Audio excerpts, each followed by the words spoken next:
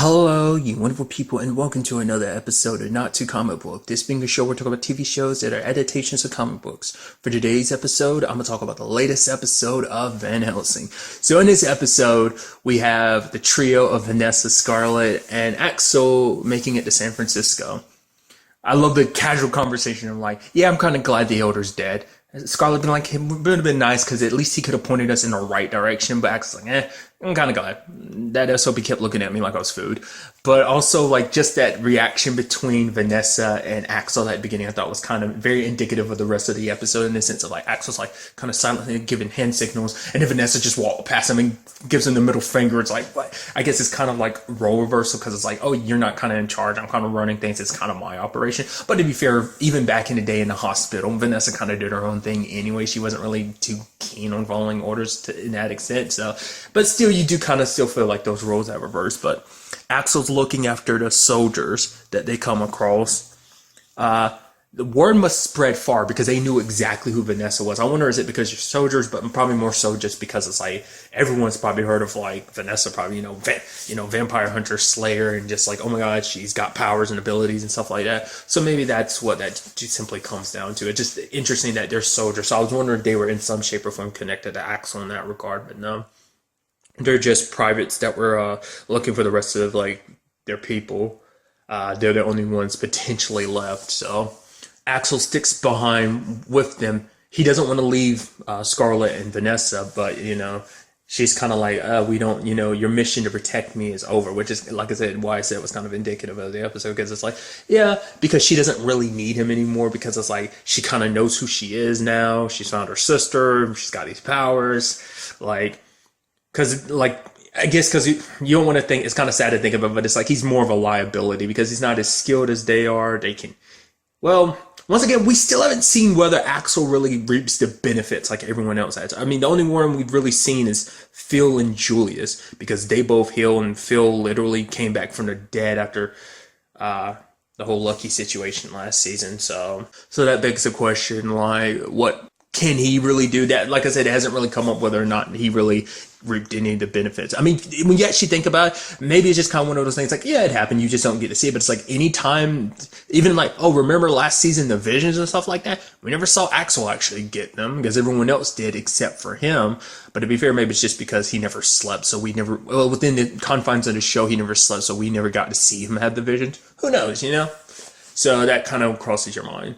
But it seems like basically the way things are kind of set up, like both worlds are going to collide again anyway, both Axel with Scarlett and Vanessa, because they end up running into some of the Boz henchmen, the ones that Vanessa fought back in China, which is so interesting. Vanessa kind of handled that her own, I guess, because obviously reaping the benefits of her little training montage 2 episodes back, but Scarlett kind of handling things on her own, and Vanessa ends up killing one of them. She's like, Scarlett's like, I totally had that. It's also interesting too because before there was that whole conversation of like Vanessa's like, I don't want you to get distracted, because she was like, basically back in season 1, all she cared about was Dylan, and because of that, she got so distracted. And it's like, I don't want the same thing to happen to you, when it comes to people we love. And then Scarlett's like, what? They ask love? What? No, we banged like once. Who? Not love. It's like, nah, there's something there. Like neither one of you wants to admit it, but like both of you really care about each other. It's not just kind of like a casual, like whatever thing. At least I don't think it is. I mean, I'm assuming that's kind of like, you can't assume someone's situation, but I assume because Scarlett's always kind of been like the freak, so she never probably got really close to anybody. So Axel's probably like one of the first people she's ever gotten close to in a very long time. Once again, that's just me assuming. Because especially when you look at the situation of like how her upbringing and just kind of like how her and her family were kind of considered freaks. So that's why I'm kind of like, yeah, okay. So, but who knows? It actually brought up the conversation of Dylan, which, like this is probably like, this is definitely like first time Vanessa's ever talked to Scarlett about her. It's like, yeah, that was my niece and everything. And I'm sad I never got to know her. some shape or form, I wish they could, in some shape or form, reverse that. In some, it's like, oh, maybe it's like, no, just because what happened to her, there ain't no fixing that. At least not that I'm aware of. But it makes you wonder. The fact is, it comes up in conversation and stuff like that. Like somebody's probably going to use that against, Vanessa in the future, whether it be the Ba or someone else who can like shape shift into. Well, because didn't the Ba not the Ba, the elder that they were with, didn't he turn into Dylan at the beginning of the season? I think he did. Maybe he didn't. I think he did. I don't remember. But once again, even now, that's still kind of tripping me. I was like, the elder is dead, dude. It's like, I was kind of thinking this is gonna be like a little quad pack duo like group or something. I don't know what I'm trying. Like it was just the four of them. Yeah. I thought that was going to be the case. It turns out not to be the case. But to be fair, it's like you can't trust the elder because it turns out you really couldn't, because apparently that whole like Vision Quest thing he sent Vanessa on, that in itself woke up the Ba.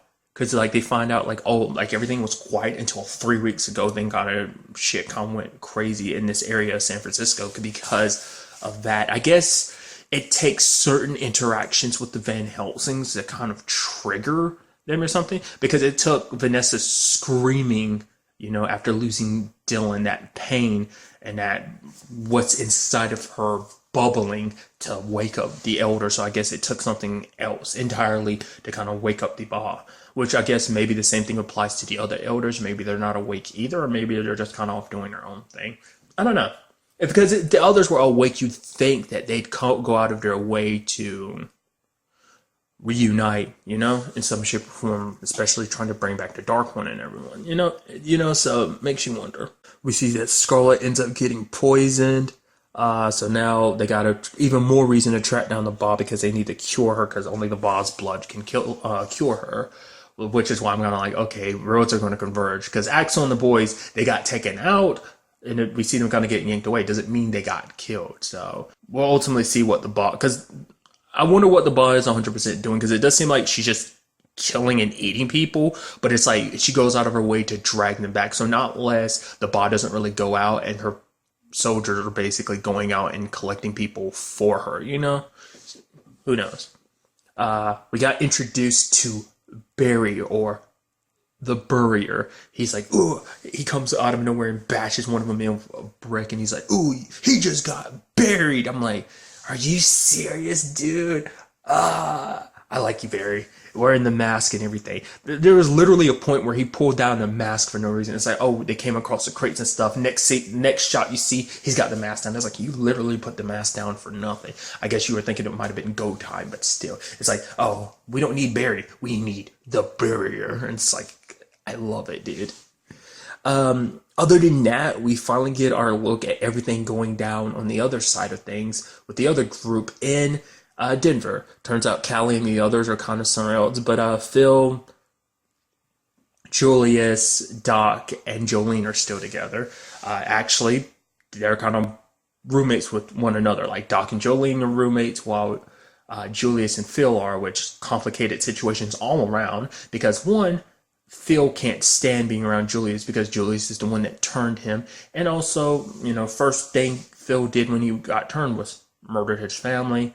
And that obviously causes him to kind of really, really hate Julius. Because Julius kept calling him Flesh. And he's like, my name's not Flesh. It's Phil. Flesh is the name you gave me when you turned me. And it turns out the bedroom that he decided not to take, it's like it was a kid's bedroom, so it, reminded him of his daughter. So, well, because he had multiple children, because he had like a little girl and like an infant baby, if I remember correctly.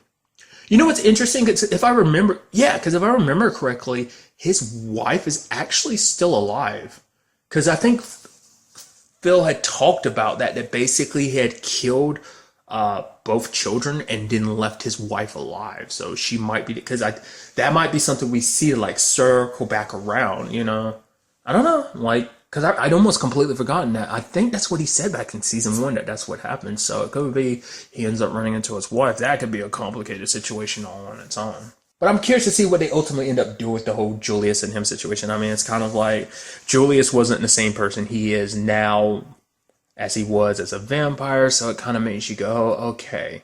I'm very interested to see what they end up, doing with that whole situation. On the other side of things, we have Doc and Jolene, which things are kind of a little weird and awkward. It's like, oh, we're kind of roommates. It's like, yeah, you want to switch? No, it's good. And then like the whole pretend to be nurses that, well, at least trying to get Jolene to pretend to be a nurse. And I love that dude Jared, which I've seen that actor pop up and stuff. I can't remember what the last thing I saw him in, but he's one of those actors you definitely see kind of pop up and stuff from time to time. And Jolene's like, oh, I don't think my girlfriend would like that. Girlfriend, I'm like, have you? It's like, I was like, is that why Doc is acting weird? Because she don't know where you two stand, and it kind of seems like that is the case. But they kiss, and then they continue eating lunch, and things are weird and awkward. And Doc is kind of pushing her away. Immediately, my brain goes, and it turns out to kind of be the case of like, oh yeah, Doc's definitely got to be pushing people away because this is new to her because she probably doesn't really connect with a lot of people. I think I was like, because especially when it comes to like how Doc has kind of been in the series of like, oh yeah, she kind of betrays people, kind of lets people down. So I was like, maybe that's why she was kind of like that. Maybe she was thinking like, if I get too close to somebody, all I'm going to do is disappoint them and let them down. So I thought that was it, which, like I said, part of the reason, but it turns out it's because, oh, she's a virgin. And Jolene's like, oh, you've never been, when it comes to a woman. And then Doc's kind of like, no. And Jolene's like, oh. And she's like, no, this is so embarrassing. And she kind of breaks down a little bit. It's like, oh, you've never connected with anybody. So that's like this whole situation is overwhelming on many different levels. It's confusing on many different levels because it's not just like, I've never connected with a woman. It's like I've never connected with anybody. So that's enough to kind of fluster anybody. And it's almost kind of this sweet, adorable scene between them. So I thought that was kind of a nice progression in her story. Because I mean, it seemed like it was pretty obvious that Doc was into her last season. So that's why I'm kind of like, oh, like I thought y'all would have already taken steps forward. Because even when she was like, oh yeah, I told him, my girlfriend would be happy about it. Doc kind of looked, like, wait, whoa, like so it's like that's so interesting to me. This was only our first look at Denver, and we only got a little taste of it, but it is kind of weird because it's like, oh, everything seems so normal compared to the rest of the world. It's like, how do you manage to do that? I even love the fact that Doc was kind of like, wait, we're getting our guns back like it's nothing. It's like, yeah, it's still America, and even in a safe zone, you need to keep your guns with you and stuff like that. It's just kind of like, that was just kind of an interesting thing because like, I'm surprised they trust you to keep guns in the safe zone, but I guess it's like just in case stuff goes down. Also, they're kind of making it more like a society, so you need to get a job. We see Julius seems like he's getting a job at a bar, which is interesting. It's like, yeah, you kind of fit the description of kind of like a bouncer, so it kind of fits. So I'm interested to see like where their lives kick in. Obviously, Doc's also looking into the blood of the Dark One, trying to find out. Like, and I always talk about that. It's so interesting that this series does that. Like, it is a very fantasy, supernatural show, but it has this science fictional side to it as well, which is so interesting. And it seems like one time you just like, oh, you're going all full mysticism one moment, then it's like, oh, let's break it down from a science point. I feel like this show started off more science fictional than it did like fantasy. I feel like as it's going on, its fantasy element has bumped up more and more. At least that's how I feel about it. But I feel like it's very science fictional. It's also interesting, the whole trio of like Patterson, Mendoza, and Raskin. That whole situation kind of reminded me of the hospital situation, and I think maybe it kind of did Vanessa and Axel too, just because it's like, oh yeah, we try searching for our people going out like that, like oh, it was always safe here, and like Vanessa kind of looked at Axel like I think that was what that was kind of implying, but maybe that was just me reading too much into it. So it is kind of interesting to kind of like, if it was meant to be kind of like a wink and nod to that hospital, like, oh man, that was so long ago when we, thought we were safe and stayed back. I mean, that was more so Axel's decision, but still, it's kind of crazy to think about. And once again, that kind of plays into the whole Vanessa and Axel thing of like, man, how much stuff has changed from way back when. Not just in the case of them, but also the world in general, because the vampire situation has changed drastically since season 1, so. But yeah, I'm very interested to see where all of that ends up taking us in the next episode. Will Vanessa be able to take on the Bob by herself, with Scarlet out of commission like this? We'll kind of ultimately have to wait and see. I mean, Vanessa has gotten beefed up lately, so with her new condition, maybe, and the training she went through, maybe she'll be a match for the Bob this time. We'll just have to wait and see. But really, that's all I wanted to talk about. Till the next time we meet, be happy, be safe, live life to the fullest, and enjoy it. Good day and goodbye.